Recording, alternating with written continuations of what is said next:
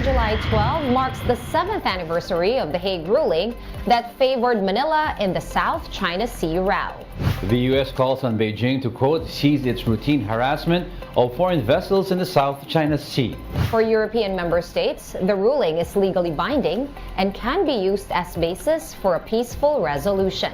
Australian Ambassador Hae Kyung-yu is also rallying behind the Philippines. Australia has been a staunch supporter of the 2016 Arbitral Award. So even way back then, we understood the importance of the South China Sea, not just for the claimants, but for the international community. President Marcos Jr. has said the right things. He has said that he will assert the ruling. He will not give up a square inch of Philippine territory. That's music to my ears. But it's time to walk the talk. Nations have reaffirmed their support for the Hague ruling that threw out China's claims to disputed waters in favor of the Philippines. That landmark decision was handed down exactly 7 years and 1 day ago today. But what did we really win? And how come China is not budging and insists on infringing on what most of the world says is within the Philippines' rights? We discuss in this episode of the CHIEFS.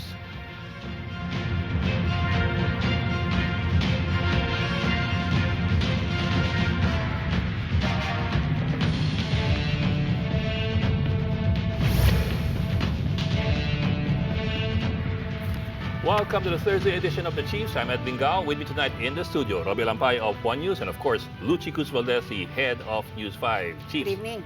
Happy Thursday. Evening. Happy rainy Thursday. Finally, may ulan. Yeah, sana in the right places. Right places. That's what we're hoping.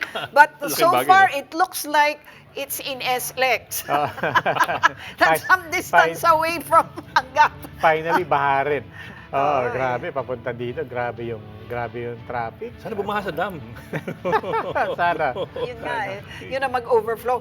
Hindi, the curious thing talaga is, yung mga dating lugar na hindi naman binabaha, lalo na Quezon City, that's mainly mataas eh, di ba? Saan lugar yung sinasabi mong Project never 8. nagbabaha? Project 8. Hindi kami, traditional. Sa barangay nyo? Sa dami na ng concrete. Parang yung mga dating aspalto, tapos wala pang sidewalk. Ngayon, lahat yun concrete na eh. I think yun yung, so That's merong mga, But that alam mo could yun, also be merong part mga of the problem. That's also the reason why you don't have any soil absorbing the water anymore. Yes, that's why. Tapos drainage, di ba? Hindi naman na, kulang eh sa mga ganong solution. Or kapag ka may drain, problema naman, punong-puno rin. Kailangan i-dredge, hindi na de-dredge. Mga ganon ba? Anyway. So, yun, finally ulan. Tapos a few other things in the past few days.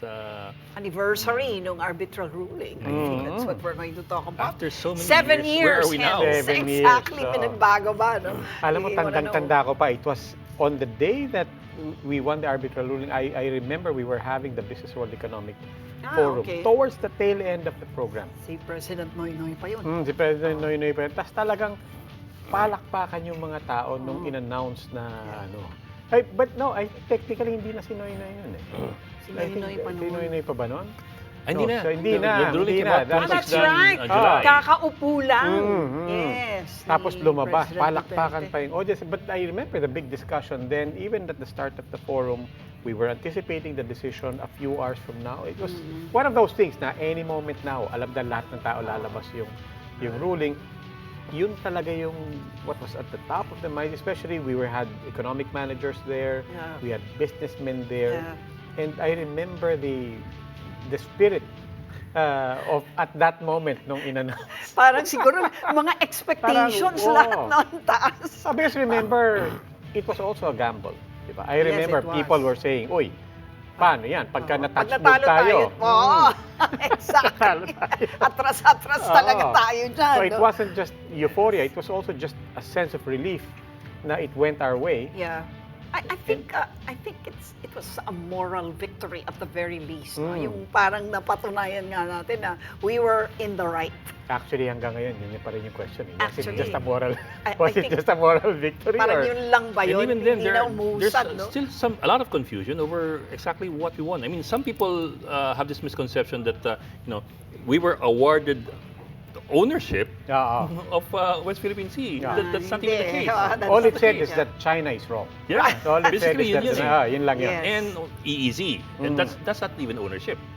But that's why, parang we all knew then na parang moral victory lang siguro to, no? Kasi wala namang laman yung decision in terms of what we can and cannot do. Yan yung mga bagay as na far as pag-uusapan natin. claiming. But also, I mean, we also have to take note, there are other countries who have been invoking it, or at least who have been citing it. Right. Diba? So, apparently, meron namang, maraming mga bansa naniniwala, may saysay yan.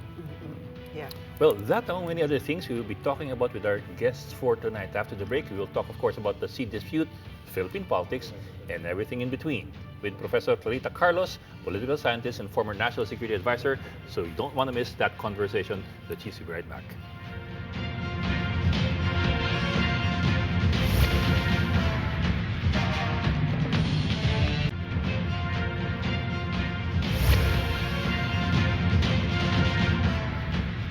Welcome back, and joining us this evening, political commentator and former National Security Advisor Clarita Carlos, finally in the flesh right here with us. Welcome. Thank you so much. Well, okay, today marks the 7th anniversary, that's one day, of the arbitral ruling in our favor. But let me ask you, what concrete win, really, did we attain by it? Was it just a moral victory over the past 7 years? Meron ba tayong naipanalo talaga? Okay, siguro the quick and dirty answer would be none, all right? The most prominent part of that so-called award, which did not award anything, is the declaration that the 9-7 dash line of China does not have any basis, in fact, and that no country can claim any part of the contested waters simply by historical claim. Otherwise, everybody would say, you know, and Genghis Khan, I was there, and there will be a scramble. And then let us look at international law in terms of if you cannot support it with power, naked power, then it's just laway lang yan. It's just a piece of paper. And I'm sorry to dash the hopes of people who are rallying and saying that we have a victory, and that's not true. They have to read the award, and they have to read the circumstances surrounding the arbitral award. First of all, we had to pay a stupendous amount of money for these lawyers to do it. Second of all, China did not want to participate in that particular, judicial process. So, and China repeatedly, 10,000 times would say that we're not participant there, we are not going to pay attention to its results, and so far as they're concerned, it's zilch. So in other words, it does not form part of the environment of international politics right now. Okay, No, then so, ako, follow up lang, no? So, what are you saying? Would it have been better if we had not at all even filed it? I mean, would things have been better, or at the very least, let sleeping dogs lie kind of situation? Well, in international politics, if you keep quiet, that means there is acquiescence. That's the reason why we have filed hundreds of note verbal protesting. So meron naman ganong benefit. Kasi pag sinabing, ba't hindi ka nagkibo noon? Diba? O, di kumibo ka. Ibig sabihin, however, weak and diminished your stature is at the time, magkibo ka, do something. And at the time, these were the kinds of avenues open to us. Okay, now speaking of power, trying to accumulate what you can over whatever, and speaking of what's new and not necessarily new, we started the program with the introduction pa lang ni Ed. Other nations have reaffirmed their support. Now, reaffirm literally means they've said what they already said. So does anything change at the level of the international community? In their reaffirming it now, does that change any context where they had already spoken out before? Yeah, realpolitik tells us that's only saliva. I mean, look what happened yesterday in Vilnius. Diba? Galit na galit si Zelensky kasi akala niya inside na siya sa NATO. Sabi, wag mo, hindi muna kasi alam ng NATO na hindi siya democracy. Meron yung Copenhagen criteria and wala siya doon. 6 ata yung doon, criteria doon. And siyempre, pinapadama-dama lang nila si Zelensky. That's why, yung meron ako nabasang alternative, talagang nagmura si Zelensky because I think he was promised something more than what he got. Because he could not be a member of NATO because there will be World War III if he becomes member of NATO. Tinulak mo yung frontier ng NATO sa mismong border ng Russia. It's like yung naglagay ka ng mga dyan sa Mexico at saka sa Canada para ma-encircle mo yung US. See that Right. So but kasi minsan ang nakikita natin yung mainstream media, 'di ba? Washington Post, New York, hindi natin nawala na nga sa Sky Cable yung RT, Russia Today. TRT, which is Turkey, nawala siya kasi alternative So I'm watching Al Jazeera, CGTN, whatever alternative na makuha ko. Because I really need to read, as a political scientist, the alternative narrative. Kailangan mabasa mo yung alternative narrative para magbungguan sila. And it will be my decision as a scholar, sino ba ako magsusubscribe dito? Diba? Sino ba yung may hard data? Sino yung logically tama yung sinasabi niya? But there are those who would argue that the fact that the ruling shut down basically the 9-dash line is in itself significant in that it's basically says you cannot use that argument in laying claim to that area. I understand what you mean that we didn't really get any award of any sort because they didn't say that they didn't say it belongs to us either. Yeah, but That's also clear. I'm a uber realist, which means whatever declarations you have there, UN resolutions, etc., if it does not convert to actions and change behavior, wala lang siya. Wala lang siya. I mean, how many UN resolutions have been given in the United Nations sinasabi na, Israel, umalis ka dyan sa occupied territories. Anong ginagawa niya? Wala naman siyang ginagawa. Tinatapol lang niya sa basurahan. That's realpolitik So we have to deal with realpolitik. Sakyan natin din yun. Sabihin natin kay Xi Jinping, akala ko ba sabi mo shared future tsaka shared prosperity? Ba't mo naman dinatapaan yung buong South China Sea? Ganon. Kasi sa kanila, Luce, yung loss of face is very important.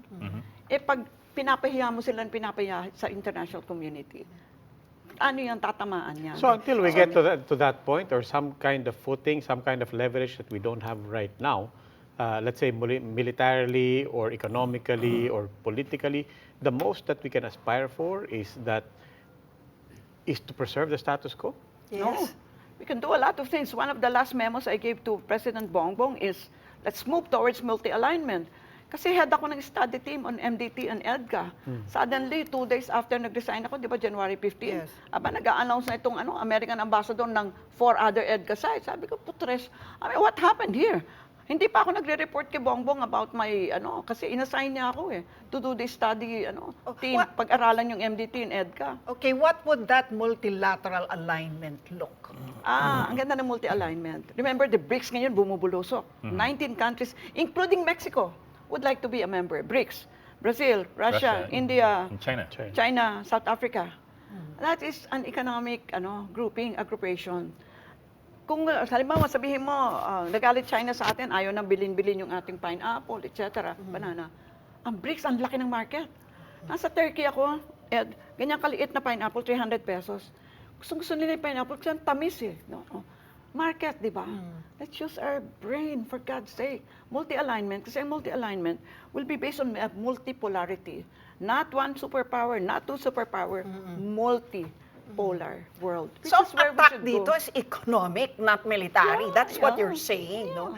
So, payamanan ng, in effect ng resources, no? Hindi to about palakasan ng army or ng air force. Do you know what is so sad about us? We're the 5th most mineralized countries in the world. 5th, ha?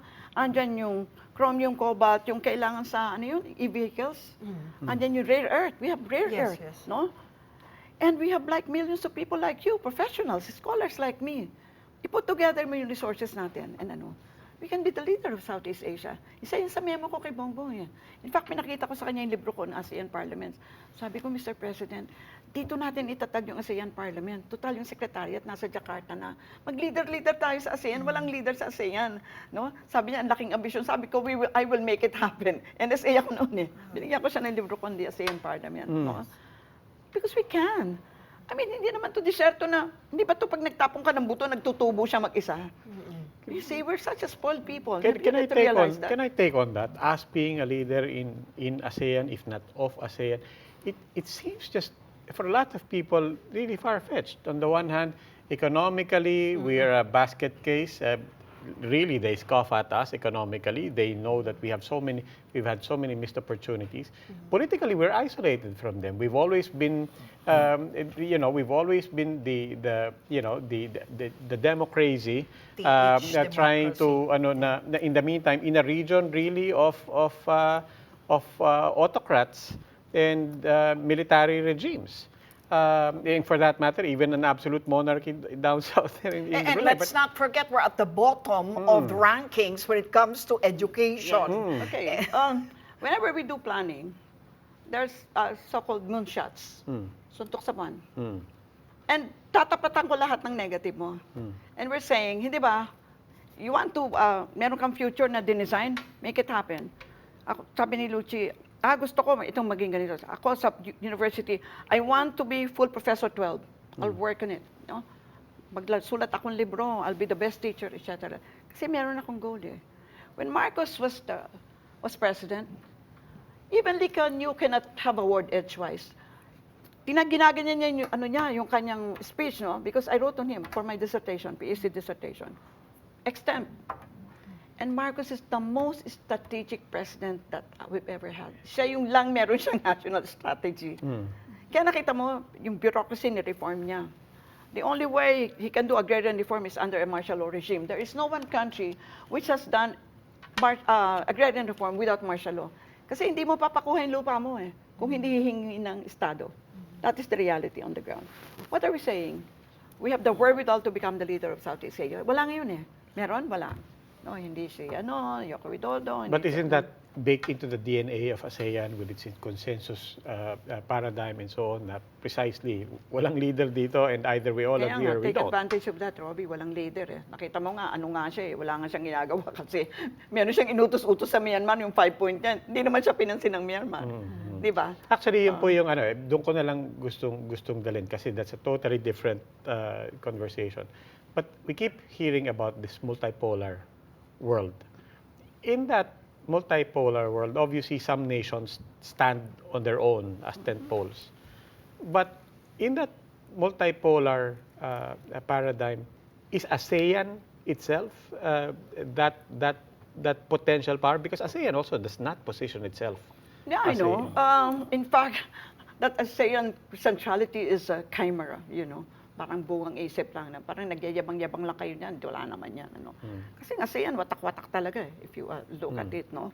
But at the same time, look, from 1967 when it was born, wala namang nagbungguan dyan, walang nagpatayan. Tignan mo yung na-prevent niya na mangyari. Hindi tayo nakipagpatayan sa Malaysia because of Sabah. Indonesia, ganun din. Di ba? Ayaw niya i-form yung Malaysia. Ang dami natin dapat pagpatayan, hindi natin ginagawa. Because ASEAN is preventing us dahil nag-uusap-usap tayo, nagsasayaw-sayaw pa tayo pagkatapos ng every ASEAN summit, di ba? Iba eh. The way we do things is very much different from the European Union. Ang European Union kasi, unahin mo muna yung papel o ayan, Robbie ito sundan natin Sa ASEAN, sundan muna natin yung arte natin, saka natin siya lagay sa papel. Nakita mo maraming wala sa papel. Kasi sa behavior lang Because that is what we Asians do. Ayaw natin pinipuwersa. Okay. Gusto natin, usap-usap muna tayo, Luchi Tapos pagka napag-usapan na natin yan, saka natin ilagay sa papel. Go back to the contested South China Sea. Yes. I'm writing a book on regional fishing agreement. Sabi ko, ang dami ko ng memo kay President Bongbong ilang hundreds na yung note verbal na binibigay natin and we expect the same result para tayong tanga, no? Shift gear tayo. Mag-move away tayo from territory and sovereignty. It's called high politics. Mag-move tayo sa low politics. Pag-usapan natin isda. Okay. Yung isdang pinapanganak sa Palawan and other coastal areas, hinahango ng China. Binibigyan ka ba niyan isang galunggong? Wala. Nag-declare siya ng fishing holiday. 3 buwan hindi tayo makafish. Aba, sabi ko kay Wang Selian, Ambassador Wang Selian, ba't mo ginawa yan? May siyempre, para mag-preserve ng staff. Ganyan. Ba't hindi mo kami tinanong? O kaya nag-prepare man lang tayo dahil pareho naman tayo nasa South China. Exactly my point. No? Move to low politics area. The ones who will make this happen will be our marine scientists, our oceanologists. Why, Luchi? Because they're dealing with the ocean as one, the contested ocean, as one ocean, one ecology. Magpipinsa lahat yung sea plants na yan, yung mga isda, ano. I mean, from the air, I'm sure you've seen it from the air. Yes. Nakadivide ba yan sa 6? Isa na tayo sa 6. No, because we're stupid people. We are dividing yung karagatan, yung airspace, yung land, dinidivide natin because of the concept of the nation state. But what we are doing now is we are removing the borders of the nation state. We're saying, ayan siguro kung mas bata ako, Ed, magturo ako sa Vietnam, sa Hanoi. Gusto ko magturo ng geopolitics. Yung tinuturo kong syllabus sa UP, gusto ko din yung ginagamit sa Hanoi. Para yung mga bata, kunyari, si Luchi, estudyante siya, o niya, mag-enroll siya sa Hanoi, sa Singapore. Accredited lahat yan. Yan ang regionalism. Okay. Where does the United States play into this kind of setup? Do we even need them here? Okay, mahaba sagot yan, pero paiksiin na lang natin dahil kulang oras natin. Ilang lectures yan. Pag nagpunta ka sa Pacific Command sa Honolulu, ang unang-unang bubulagta sa iyo, ang laki-laking map ng nakalagay AOR, Area of Responsibility ng US. Nakadapayan sa buong South China Sea hanggang sa Indian Ocean, lahat. Ibig sabihin, yan ang Area of Responsibility ng isang superpower, ang pangalan niya, United States of America. Ang China noon, lugmok na lugmok, di ba? No? Ang hirap-hirap, ang mga, punta tayo doon, lupa yung yung lapag nila, hindi man semento. Tapos it slowly rose. Yung area of responsibility niya, including the South China Sea, and pati nga Pacific Ocean, hindi ba? Nililigawan niya yung mga Pacific, ngayon, South Pacific countries. Islands, yes. Yung dinadapaan ng Amerika, dinadapaan na ng China. Di ba? Bungguan. And ang nakikita natin ngayon is US is doing its darndest to prevent the rise of China. Kasi parang yung, ikaw yung dating sanggano sa sa kanto. Right. Aba, merong ibang sanggano. Paano nga parang tayo, we are perceived to be, sidekick? Hindi naman sidekick. Sanggano. Okay, I'll give you the metaphor. The tail of the American kite. The tail of the American kite. But tignan mo, sana nga may mapa dito para magandang Asan ang Japan? Andyan, mataas, di ba? Okinawa. Asan ang South Korea? Ang taas, di ba? 4 hours away, 5. Asan ang Pilipinas? Asan ang kanan ng Pilipinas? Pacific Ocean, US. Nasaan ang kaliwa niya? South China Sea. Tayo yung pinaka-strategic ng But hindi natin ginamit yung ating strategic location natin. Kasi nga, ang foreign policy natin, nakita mo every 2,000 days, mag-change ka ng political leadership, palit na naman tayo. Kanya pati Saba, mentally ill na kasi minsan, we claim, we don't claim, di ba? Dinadrop natin noong time ni Cory Aquino, kinlaim na naman natin. Sabi, ano ba kayo, nagagalit na yung Malaysia sa atin. That is how, I have a bad word for that. Hindi pwedeng sabihin dito, baka maban tayo. Ibig sabihin, parang hindi central sa atin ang foreign policy natin, pinapaglaruan lang natin. And I hope we have a better president right now, a better leadership, who will use foreign policy as a channel for economic growth. Kasi yung domestic naman and foreign, magkadugtong naman yan. Ma'am, if you don't mind, I'll go back to the West Philippines. You spoke of high power and low power. High politics and and low politics, and you made a distinction between the two. I think generally we all agree on that. There's also a need to reposition ourselves and retool the way we think about this. But on the other hand, what's our guarantee that if we go with low politics, that China will respect our opinions and our voice? If to begin with, they don't even respect the rights of our fishermen to go fish. I mean, nabanggit na nga ninyo unilaterally, they declare a fishing holiday, wala silang pakialam kung anong question natin. Diba? Yeah. Okay, actually, I teach a course on regional integration. Yung concept ng low politics at saka high politics, nandyan yan The concept is there in that literature. What it simply says is, doon muna tayo sa where we agree on. And therefore, commonalities natin, isda. Pag-awayan ba natin isda? Siguro pag-awayan natin, kailan tayo mag-fishing holiday, etc. Pero less ang potency niyan kaysa yung mag-away tayo sa territory and sovereignty, nakita mo yung level. Less That's why consequence. lost money. Okay, during the time na nag-cooperate tayo, halimbawa, meron ng regional fishing agreement, siyempre, usap-usap tayo, meron tayong mga SOPs, meron tayong mga protocols, we become friends. Magtatanim tayo ng camaraderie, faith, confidence, no? Pag mag-spill over yan sa more sensitive issues, nagtanim ka na kasi ng goodwill. Yan ang hope. Yeah. Yan ang nasa literature. I agree. I mean, when you think about fishing, fishermen, communities, food, that it all sounds like commonality. But I remember a presentation also of Professor J. Batong Bakal, Si Jay. where essentially, I don't want to misspeak, all errors are mine if I misunderstood. But my impression was basically people who will treat fisheries as low intensity, as low politics. His presentation was actually saying, no, actually, you're high being politics misled. It's area. actually high politics because if you look at the activity, particularly, I remember, he showed even satellite images at nighttime. Diba? And sabi niya, kita mo, if you look at it, yung intensity ng fishing ng China, on the momentum of its population that it has to feed, also the Technology fish that they niya. have to, how vital it is. Sabi niya, hindi, it's not about oil, it's not about territory, it is in fact about fisheries. It's about fish. Diba? Parang kami ni Jay. So, which means it's not actually low politics. Depende. Kasi it is true technologically. Natitrace nga nila kung saan na mga fish farms and ano. Pero yun nga China is still in the same planet called Earth. Ang ang tubig niya sa Hainan, isang tubig lang naman yan Iba-iba lang ang pangalan Pangalan Pacific Ocean, Atlantic Ocean pero dugtong-dugtong naman yan. And she's threatening to be a superpower. Ikaw ba, nagte-threaten ka superpower, gagawa ka ng sarili mo international law? No. You have to abide by international law. Binigyan na kita ng upuan sa mesa. Gusto mong palitan niya, tanungin mo kami. Isa ka na lang yan sa 200 na ano. Ganun Yun ang palagi natin sinasabi sa China. I'll give you an example Ewan ko ba kung natanong nyo na sa akin, nakwento ko na sa inyo. In 2001, nasa Tokyo ako, I was presenting a paper. Ako yung unang magpe-present ng paper on the resolution of the conflict. Exactly like this. Low politics ang aking ang thesis ko doon. Aba, across from me, sa international yon, taas ng kamay yung isang lalaki doon. Tapos nung nirecognize siya, sabi niya, ayaw ko si Dr. Carlos magsalita, sabi niya. Kasi she will internationalize the South China Sea by her paper. Di sabi nung Tokyo chairman, Japanese chairman, sabi niya, Dr. Carlos, sabi ko, ba't tinamaan? Ang hirap-hirap humingi ng travel authority, tapos hindi ako pababasahin ito. Yun ang unang naisip ko, talagang nabuisit ako. Hirap-hirap. Sabi ko, Mr. Chairman, do you know I wrote this paper as a political scientist? I only have a fancy title of President of the National Defense College. Binigyan niya ako ng exactly yung sinabi kong thesis kanina. Ang ginawa ng tao na yun, PLA General pala siya, I forgot his name. Punta siya doon, sabi niya sa akin, kinuha niya yung kamay ko, sabi niya, wow, Dr. Carlos, I really like what you're saying. Sabi ko, kanina ayaw mo akong pasalitain. Ano yung point?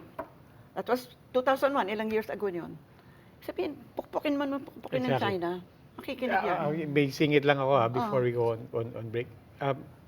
Ang ganda kasi ng kwento nyo I wanted to ask, pwede nyo ituloy yung kwento nung pinatawag, nung nag-fishing moratorium, and then sinabi niyo, kinausap niyo yung ambassador. Ba't naman din niyo kami kinonsulta? I mean, ito na lang, pangingisda na lang, pwede naman natin pag-usapan niya. I'm wondering, ano yung response? In other words, ano yung indicators natin that on topics like that, they will engage and that it does represent a platform for us? Yeah, ang sagot niya, sabi niya, actually, sa local lang naman namin yun We are responding to the local needs. Oo nga, sa local nyo. Sinakbit nyo naman kami dahil yung mga fishermen hindi maka-fish. Okay. Resulta nun, of course, we had many other meetings. By the way, he met with me. Hindi na ako NSA, nito. Mas mahaba kasi, siyempre, political scientist na ako. Kanya, binirahan ko na talaga. Pero, confidential yung pag-usapan namin. Pero alam mo yung sumunod doon? They were proposing a fishing village to fishing village partnership. Di ba dati city-city? Yes.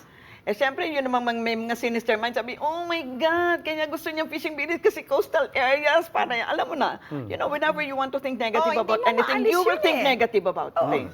Okay, pagbigyan natin, total, konti na lang ang channels natin for us not to go to war. And we cannot go to war, titirisin lang tayo niyan. Okay, so, ganun nga If you're a big power, you will do whatever you do.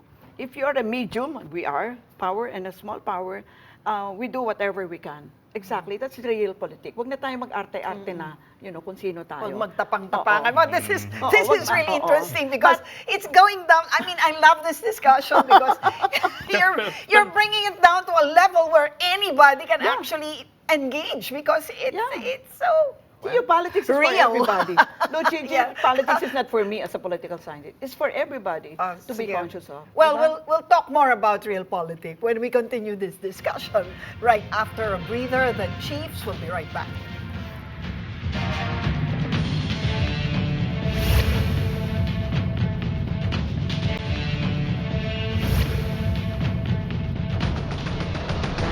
A lot of people are saying na baka maging new opposition, hindi na yung mga dilawan at mga Right. mga pink Right.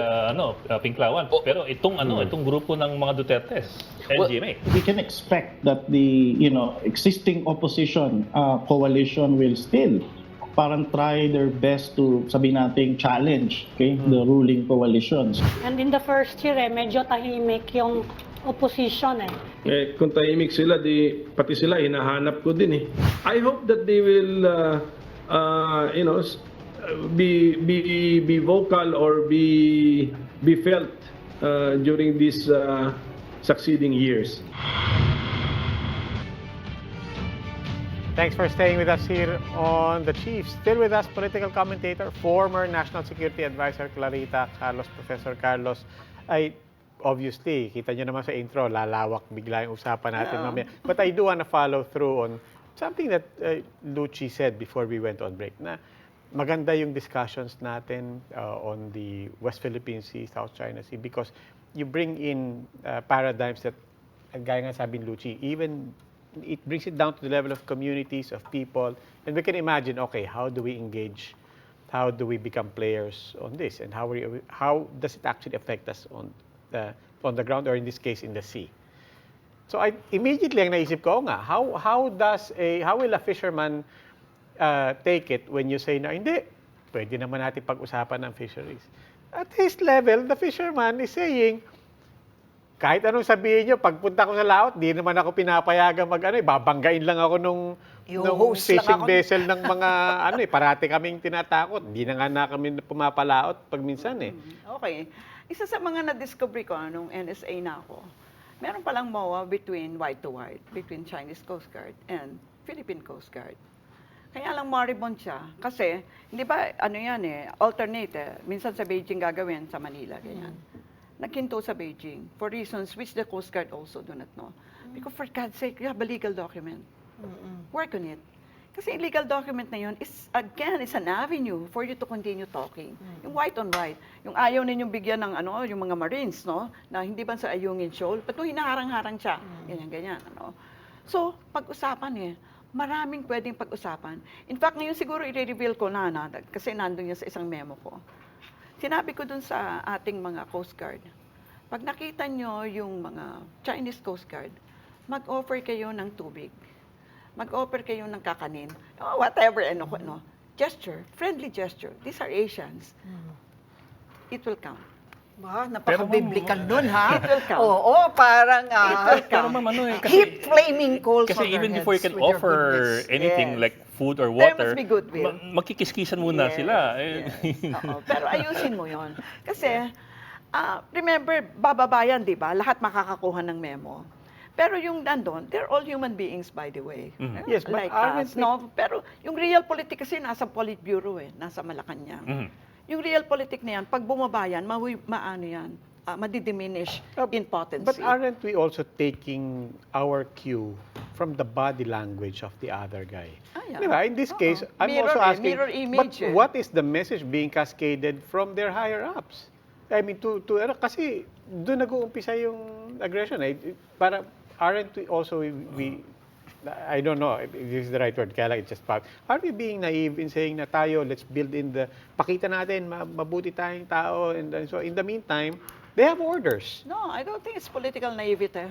On the contrary, I like the idea of a fishing agreement partnership, because that means that we're going to share technology, we're going to share equipment, we're going to share best practices and the like. And we start there. Dapat may commonalities, kasi ang alternative is we kill each other. And we're not going there. Nobody wants to go to war. Okay, Nobody. So that was your plan, and you intended to propose it to PBBM. No, it's in many memos to the president. It is in many memos. So how is it that PBBM did not join you in that? Luchi, I only advise, pay attention to the verb. And maybe there are things I'm not privy to. Don't ask me why I resigned. I will not tell you. Now that you brought it up. National security kasi, if I tell you, She'll have to kill merong you. national, may national, tawag doon, hindi ko tuloy maapuhap yung pangalan. Wala bang low politics? Wala. Umubo na lang kayo 2 beses. Pagbabanggit na lang kami ng mga... Ayoko yung multiple choice. Ma'am, we do understand there are things that you may not be comfortable or free to talk about because national security nga naman eh. But how far can you go in telling us exactly why? Okay, in broad terms, when the president told me in almost a 2-hour conversation on mid-January, sabi ko sa kanya, the situation na hindi ko alam.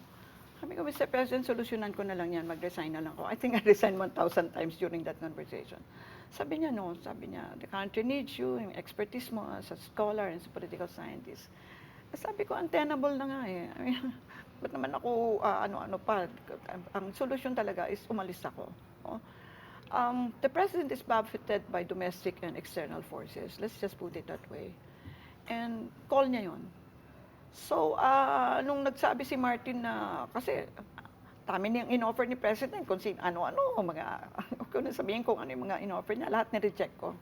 Kasi scholar lang ako eh. The President did not know me, di ba? Siguro nakilala lang niya ako during the debate. Oo. So sabi ni Martin, alam ko na, there's a think tank in the House, yung CBBRT. So yun, that's why I'm security advisor ako ngayon ni Martin. So that means nag-move lang ako from the executive. Pareho pa din trabaho ko eh, to the legislature. So ngayon, yung change na gusto ko mangyari, imbis sa si Bongbong gagawa, ang Congress ang gagawa. Di ba? Parang nagtugtong lang yung trabaho ko. And mas masaya ako sa Congress, wala doon nagtatarak ng wala doon mga ahas, no? Yeah, but that's also because they know that the foreign policy is in the executive. But if the Congress doesn't give the salapi, hindi rin makakamove yan. Remember, in that sequence of things, legislature comes first. No? So are we taking it to mean that the low politics approach is taking place parallel to I think so. the military approach? Because now there's even talk of a shift to external security operations and that they're stepping up the militarily in the West Philippine Sea. It has been in gestation. Ano. Ang gusto ko nga mangyari, gusto mo ng collective patrol, imbitahin mo yung China, imbitahin mo yung Russia, imbitahin mo lahat kasi yung pinapatrol ninyo is for maritime security, piracy, etc. Ibaba mo na naman sa low politics piracy, maritime security. No? Para hindi bungguan ang imbitahin mo sila. Kaya nga nakakalungkot na yung Rim Pact, yung Rim of the Pacific, dati-rati kasama ang China, inichiper rin China. Alam mo, pag nag-isolate ka, di ba, go to your room. Luchi ha, wala kang dinner ha. We never do that to our children, di ba? Pakainin mo siya, Pero sa Western, go to your room, huwag ka magkain. Isolationist, di ba? Tayo hindi. Kaya in a way, counterintuitively, Trump is good for our region. He talked to Kim Jong-un. He wanted to talk to the Iranian leader. Kasi si Trump is a business person. Ano ba to? Natandaan mo, nag-cross lang siya dun sa sacred ground that will be North Korean territory. Right. Symbolically. Wala lang, naglakad lang siya doon. Tapos sabi pa niya kay Kim Jong-un, halika nga mag-hamburger tayo. Diba? Different. He's not burdened by the ethos of American foreign policy of many, many years. And I think America is realizing that. Remember, Blinken went to China several weeks ago. Nag-backpedal na siya Kasi China, I think, is being pushed to be aggressive. Sinabi ko na nga sa inyo, mag-unify sa Taiwan, pero maghintay lang tayo. No? And Bongbong kept on repeatedly said, Taiwan is a province of China.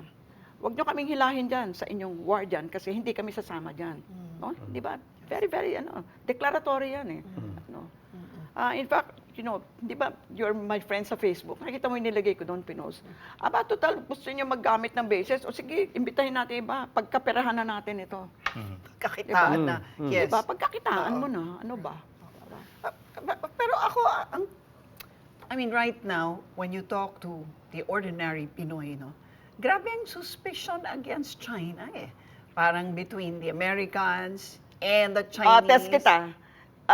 Sinong Chinese singer na gusto mo? Diba gusto mo si Michael Jackson, Beatles, etc. We grew up in the United States, culture, music, you know, poetry. Ako nga, hindi ko nabasa yung Banahag at Sikat. Kasi ang binasa ko yung Sohrab and Rustum, you know, Evangeline, and ano. Alam ko yung American literature. Hindi, pero hindi lang yun eh. Parang syempre, nakikita nga nila yung pinagagagawa ng China dito. Yes, because this is not to side with China. Yes. This is to say, nalukob kayo. I mean, look at the programs. Oh. Tignan mo yung tono ng question sa akin. Pang ilang interview ko nang yun. Pang-5 ko na ito, pagmula kaninang umaga.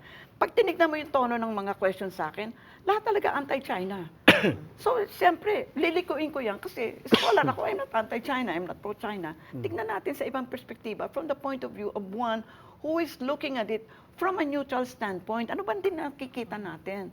We're not saying na China naman yan ang epitome of what is bad and the US is... No, tignanin natin. Why is the US acting this way? Why is China acting this way? I don't need to be an analyst to be able to do that. Even on the level of the nagtitinda ng taho at barbecue dyan, meron siyang explanation. But what the leader needs to do is, total, Bongbong already made a declaration, made a choice. Explain niya sa public. Let the public be with you there. Any foreign policy decision, the public has to be there. Kasi pag hindi mo nahila yung public, may problema ka. You will have a problem. How would you or could you explain to the public what China is doing and why it's doing that in the West Philippine Sea, with regard especially to our fishermen and the counter-narrative? To our boats there? Explain it like I'm explaining it to you. Sabihin mo sa kanila, hindi naman pupunta sa dyaryo yung fishing agreement na pinopropose ng China, di ba? Hindi na pupunta sa dyaryo yung common fishing grounds and yan. Hindi na pupunta ito, dinidiscuss lang nila on the diplomatic level, on the level of the National Security Advisor. Ibaba mo siya doon sa alangan naman magsabi ako sa dyaryo, wala naman din nagpiprint nung sinasabi ko. Diba? Oo. Ang makikinig lang sa program niyo, nakikinig sa program ninyo. Yes, but people will say, I don't know how much of that is just media coverage, but people will say, I mean, going back to the point when we came back from is there's very clear dissonance between any agreement that we can announce na okay na to, meron na tayong village-to-village, fisher-folk-to-fisher-folk exchange, and so on. But at the end of the day, it still comes down to what our fisher folk are in fact experiencing on the ground, and our soldiers, and our Coast Guard, and so on. So I don't think that's a media creation. No. Beyond that, but if you're looking at which is the most potent, which is the most critical variable, it's the media. Kasi nakalulun ka dyan. I mean, all kinds of media. Okay. But what I'm saying is in point of time, no? America was the only colonizer na nagbigay ng kanyang language. Spain did not give its language, di ba? Pinagdamot niya sa atin. Of course, the Japanese occupation was 4 years? No, that's not enough. And yet, tignan mo ngayon, nalimutan na of course, wala naman tayong lahat ng Japanese, dahil post-war baby ako, no? But ngayon, di ba, friend natin Japan, nabura natin lahat ng ginawa nilang atrocities during the Japanese occupation. Sobrang atrocities. You think that can happen here? Na mabubura it will, ito in time. Ang time component, Luchi, is very important. The time component is very important. And China talo sa propaganda, given all their billions of pesos. Talo sila sa propaganda. Tamo of course, nagkamali sila sa COVID, di ba? Talagang sinara nila, maling-mali. No? Nag-backpedal sila. Ngayon na naman, ang propaganda ngayon, dahil Population Day kahapon China is going to depopulate. Napanood ko dun sa, ewan ko ba anong channel, napanood ko kahapon, Anong depopulate? Hello? Nag-slow lang daw naman yung kanilang because all over the world, the children don't want to get married. I'm sure if you have, they don't want to get married. If they want to get married, they will want to have children. They want to travel and to be rich. Yan yung nasa libro ko ngayon, last na libro kong sinulat ng Population Aging. That is a worldwide phenomenon. No? Kanya, ngayon na sininggle out nila yung sa news sa China na China is going to depopulate. Oh? Magde-depopulate ba yun? 1.4 million siya. 8 billion naman tayo. Ang laki niya. Nakita mo, yung ano, tabinging istorya. Yes, ma'am. Ma'am, Clarita naman, I think na China is, basically has lost the propaganda war with the US. Still losing. Pero at the same time, on the other hand naman, is it still a matter of propaganda when it comes to China dealing with us and our fishermen in the West Philippine Sea? It goes back to that. I understand po what you're saying na magaling community to community. Yes. Pero on the other hand naman, it's also how they push back at our people. Robbie, think of how many hours our children, grandchildren spend holding that equipment. Think of how many kinds of narratives and what are the themes of the narratives going through that equipment. That would be like ballpark 80% Western narratives. Nasaan ang China doon? Di ba? Sino nanonood ng CGTN? Ako lang ata nanonood ng CGTN. Talagang naglalamay ako dyan. Kasi gusto ko makita yung China perspective. Luchi, manood ka ng CGTN, ibang-iba. Iba yung tono ng istorya. Siyempre, iba din yung mga, ako nga hindi na nga nila ako ini-interview dyan dahil talagang binibira ko sila. Sabi ko, sige, interviewin mo ko para malaman nila kung ano yung damdamin ng Pilipino. Hindi na nila ako ini-interview. No? But yun talo nga sila sa propaganda. And yan ang talagang pagyamanin nila. You want to continue to be our friend, our neighbor, kasi permanent kayo dyan. Friend namin kayo, neighbor ko kayo. Then, do something about it. In fact, sinabi ko kay Wang Zilian, do something about your continued bellicose behavior. And matutuwa kami sa inyo pag meron kanyong gano'n. Kayo nagtulak kay President Bongbong to the arms of the Americans. Okay. Yun ang sinabi ko yan. Dineclare ko yan sa kanya. In no mean terms. So how does the presence of the U.S. here, the added presence through the EDCA, complicate this matter? I mean, especially if we're going to go that route, low conflict, and remember, more Luchi, the diplomacy on a EDCA community level. sites, bases are here in the country. They have Filipino commanders. Hindi naman American na commanders yan.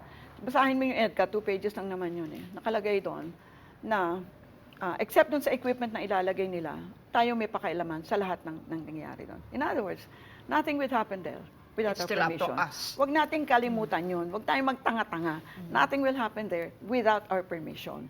So pag pinermission mo, sasabihin mo na magkakaroon pa ng ibang EDCA bases because we agreed to it. Huwag kayong magtanga-tanga dyan. No? Nothing will happen within our territory na hindi natin. But they have exclusive authority on deployment of their material. Yeah, we don't even have any that is the say in reason, that. That is the reason why si Secretary Chodoro kasi minute niya ako nung 2 weeks ago. Sabi ko, ba't mo naman ako minute? Sabi ko, hindi naman pa naman ako nagkuhan. Sabi niya, actually, nadidinig kita sa interview. Sinabi mo, meron akong security sector agenda. Sana mabasa ito ni Chodoro. Kaya niya ako minute.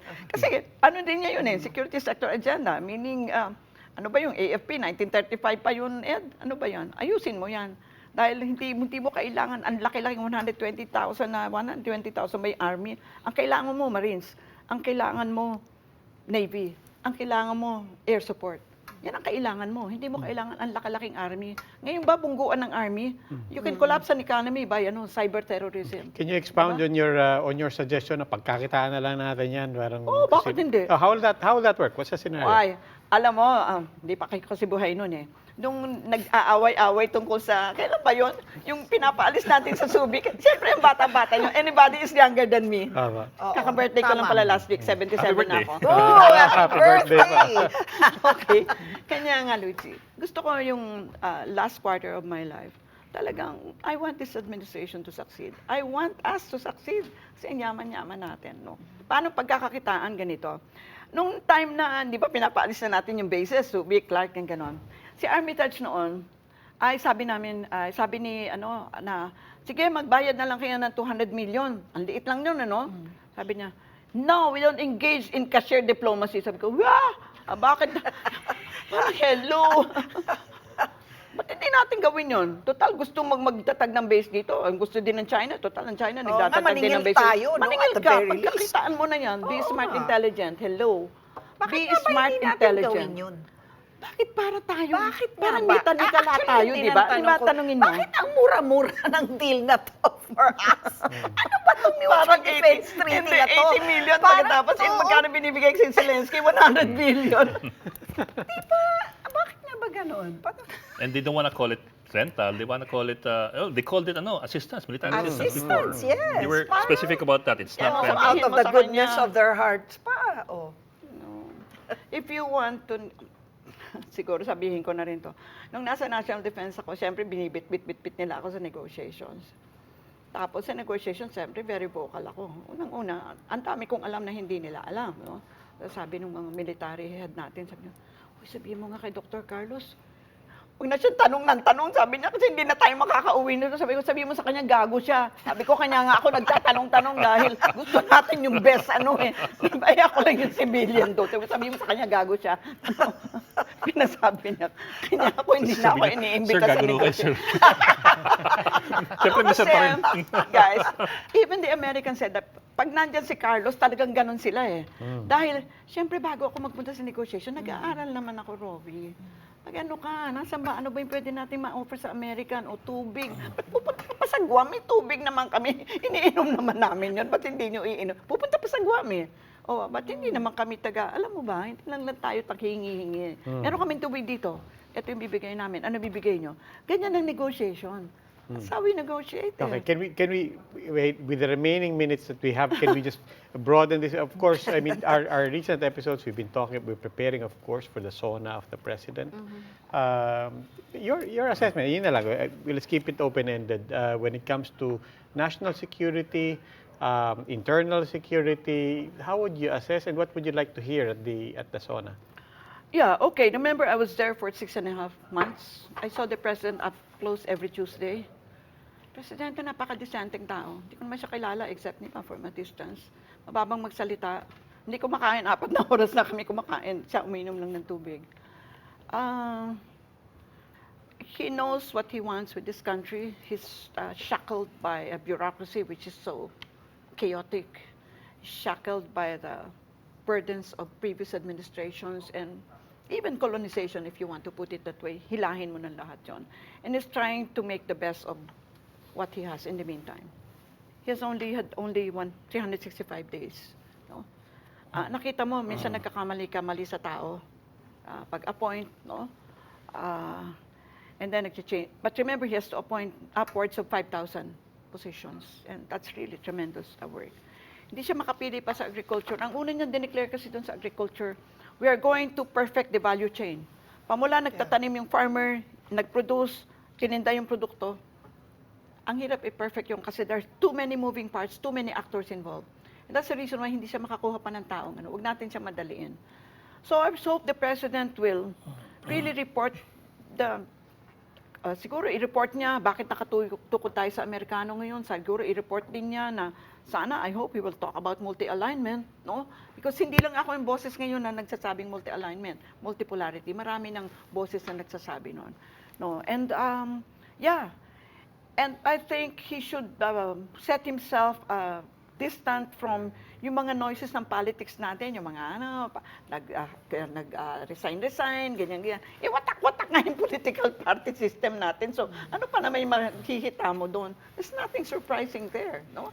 Lalo na, andyan na yung sumisilip na yung 2025, di ba? Oh. Ma'am, kanina you spoke with relief when you went to the legislative.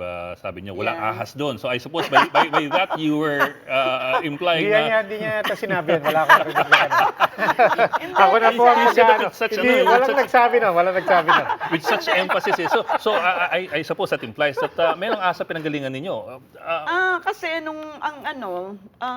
siguro alam na naman lahat. Ang intel kasi natin, unang-una ayaw nila kasi civilian ako. Kasi sila Esperon, etc. Sabi, ano bang alam ni Carlos? Walang alam yan. Yung isa nga, ang dami pa yung sinasabi na maaari lang, ko siya, kung may salapi ako, talagang i-demanda ko sa kanya lang. Pag nagdemanda ka pa, Dalucci, kailangan mo na salapi. Magastos. At matagal. So from day one, talagang gusto na nila akong umalis. No? So siguro malalaman mo na yung sagot kung bakit ayaw kong sabihin kung ba't ako umalis. Kasi it's really... confluence of many actors, internal and external, to get me out. Kasi, iba kasi ako mag-isip I'm not a liar. Because I'm a scholar, no? And siguro ayaw nila ng ganon. Ayaw nila nung... So from day one, talagang, it's very difficult to survive in an environment na lahat gustong magtarak ng sa likod mo. And konti lang pagkamali mo, ginagawang malaking bagay, no? Eh, unang-una, binigyan ako ng gutay-gutay na sasakyan doon. Ang baho-baho, pinaano pa namin. Sabi ko, mas mapagpaat ang sasakyan ko dito. Anyhow, so syempre, isa ko namang doktor na kaibigan, nagpahiram naman, ang piniram naman niya yung RAM na Aba di okay, di tinernuhan ko naman ng boots. Di mo ganun, kikay din naman ako. Mga ganun maliliit na bagay. You dress the part, in short. Okay, di nasa Congress na ako ngayon. I like it na, of course, Martin really takes care of me. Martin and I were together in Cornell. He was doing in Cornell, in upstate New York. He was doing his BA. I was doing my first postdoc there. So kilala ko na siya noong pa, no? And Martin promised the president that he will take care of me. He really took care of me. Lahat, agad may opisina ako doon, 2 opisina ko doon. And gusto ko kasi pag binibrief ko si Martin sa mga security, kasi security sector, doon would be reforming the AFP, the PDEA, the PNP. Ang laki, ang laking agenda. And when the legislators find out na nandyan ako, ang ganda, nagpupunta sila, ma'am, tulong naman sa Omnibus Election Code. Ma'am, tulong naman sa Law on Abused Children. Kasi yung mga bills nila, walang data. So, meron akong ilang pirasong research assistant doon. Lagyan mo ng data yan. Kasi this is what a bill should look like. Dapat may numero yan. Numero, may suporta yan. That's what I'm bringing in sa Doon tuwa ako doon. Dami niyo pong inumpisa na hindi natin pwedeng umpisahan. Pagka dulo na, naubusan tayo na oras. Niyo, pagka sumulpot na mga ahas, invitay namin kayo. Apologies sa ahas.